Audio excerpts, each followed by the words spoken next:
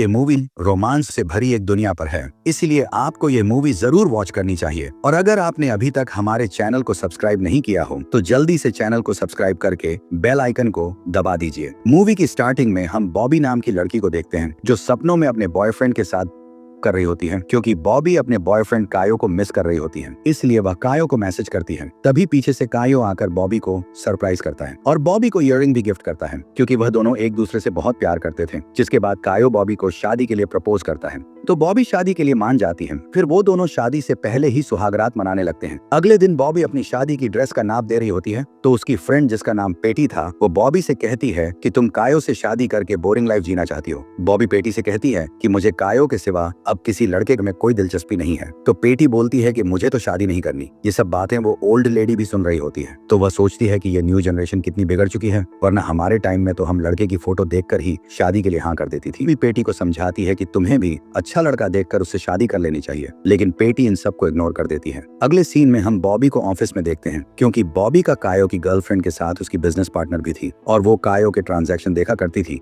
आज कायो की कोर्ट में पेशी होती है, इसलिए बॉबी अपने असिस्टेंट त्यागो के साथ कोर्ट में जाती है जहां सुनवाई होने वाली थी। फिर हम कोर्ट में मार्को को देखते हैं, जो कोर्ट का जज था। मार्को और बॉबी दोनों एक दूसरे को घूर रहे होते हैं, जिसके बाद मार्को कायो से कहता है कि तुम्हारे ऊपर कई सारे केस लगे हैं। तुम्हारा मेला कोटी और तिगोंग गवाही देता है कि हमने ऐसा कुछ भी नहीं किया और हमारा उस कंपनी के साथ कुछ लेना देना नहीं है। तो मार्को कायो को भाइज्जत भरी कर देता है, लेकिन बॉबी का ध्यान तो मार्को के ऊपर था, क्योंकि बॉबी का दिल उस पर आ चुका था। कोर्ट डिसमिस होने के बाद वो कोर्ट से बाहर निकल जाते हैं, लेकिन अपने केस की फाइल वहीं भूल जाते हैं। बाहर आने के बाद कायो वहां से दूसरी मीटिंग के लिए निकल जाता है। बॉबी त्यागो को नेक्स्ट दिन होने वाली बैचलर पार्टी में आने को कहती है, लेकिन त्यागो आने से मना कर देता है। उसके बाद हम बॉबी की बैचलर पार्टी देखते हैं, जहां बॉबी की सारी फीमेल फ्रेंड आई होती है और वह उस पार्टी के मजे ले रही थी। बॉबी को पार्टी में कई सारे गिफ्ट भी मिलते हैं, लेकिन एक गिफ्ट के अंदर उसे कायो और दूसरी लड़की के साथ के फोटो मिलते हैं। ये देखकर बॉबी पूरी तरह डिप्रेशन में जाने लगती है और खुद को वशरम में बंद करके रोने लगती है। त्याग भी वहां आ जाता है। दोनों मिलकर बॉबी को समझाने लगते हैं कि तुम उसके लिए इतना क्यों परेशान हो रही है, तुम्हें उससे भी बड़े हार वाला लड़का मिल जाएगा। जिसके बाद बॉबी बाहर आकर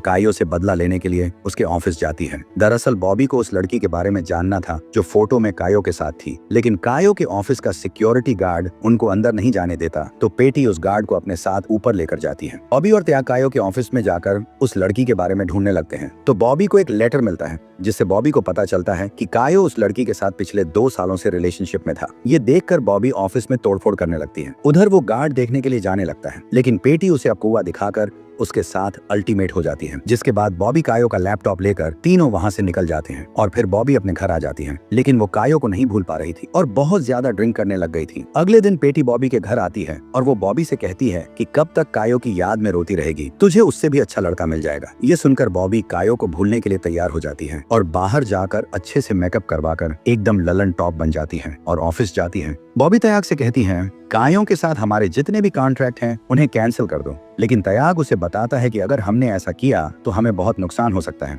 वो दोनों बात कर ही रहे थे कि तभी बॉबी को मार्को की एजेंट का कॉल आता है, जो बॉबी को उस फाइल को ले जाने के लिए बोलता है जिसे वो कोर्ट में भूल आई थी। जिसके बाद बॉबी उस फाइल को लेने मार्को के ऑफिस जाती है, जहाँ उसे मार्को भी मिलता है, जिसे देखकर बॉबी के तन में आग सी लग जाती है। मार्को का असिस वो फाइल बॉबी को दे देता है, तो बॉबी फाइल लेकर घर जाने लगती है। तभी वहाँ कायो आकर बॉबी से वापस उसके साथ रिलेशन में आने की भीख मांगने लगता है, लेकिन उसने बॉबी को धोखा दिया था, इसलिए बॉबी उसे माफ नहीं करती। कायो बॉबी के साथ जबरदस्ती कर रहा था, लेकिन वहाँ मार्को आ जाता है, जिसे देखकर कायो वहाँ से निकल जाता है। अगले सीन में हम मार्को और बॉबी को एक बार में ड्रिंक करते हुए देखते हैं, जहाँ वो दोनों आपस में बात कर ही रहे थे। वहाँ एक लड़की मार्को को देख रही होती है, तो मार्को उस लड़की के पास चला जाता है, तो बॉबी भी घर के लिए निकल जाती है। जाते हुए बॉबी पेटी को कॉल करके मार्को के बारे में बताती है, तो पेटी बॉबी से पूछती है कि तुमने उसके साथ किया, तो बॉबी बोल देती नहीं यार, इतनी अच्छी किस्मत कहाँ, वो चला गया था इसलिए मैं भी निकल आई। बात होने के बाद जब बॉबी घर आती है तो देखती है कि घर के अंदर सारा सामान बिखरा था, जैसे किसी ने आकर कुछ ढूंढा हो। ये देखकर बॉबी काफी डर गई थी, इसलिए वो त्याग को कॉल करके अपने घर बुला लेती है और वो दोनों घर की चीजें चेक करते हैं, तो उन्हें पता चलता है कि वहाँ से कोई भी चीज गायब नहीं हुई,